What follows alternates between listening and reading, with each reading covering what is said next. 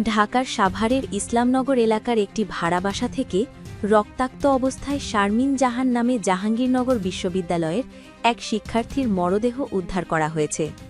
পরে সাভারের Enam medical college হাসপাতালে নিয়ে যাওয়া হলে কর্তব্যরত চিকিৎসক তাকে মৃত ঘোষণা করেন।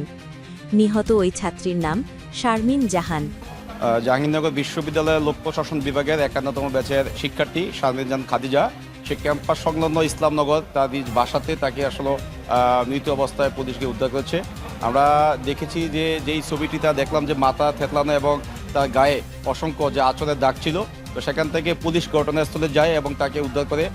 উদ্ধার পরবর্তী সময়ে তাকে এনাম মেডিকেল কলেজে আনা হয় এবং এখানে কর্তব্যরত চিকিৎসক তাকে মৃত হিসেবে ঘোষণা করে। তো কয়েক মাস আগেই শারমিন জাহানের বিয়ে হয়, তার হাজব্যান্ড ঢাকা কলেজের শিক্ষার্থী।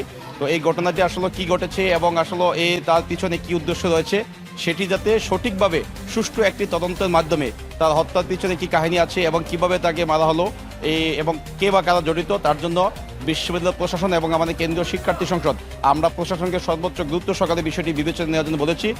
ইতিমধ্যেই শারমিন জাহানের যে মৃতদেহ সেটি আমাদের সোহরাওয়ার্দী মেডিকেল কলেজে নেওয়া হয়েছে এবং সেখানে পোস্টমর্টেম করা হবে এবং এই ঘটনার এবং তার মৃত যে প্রকৃত যে রহস্যটি সেই রহস্যটি উদ্ঘাটন করা হবে।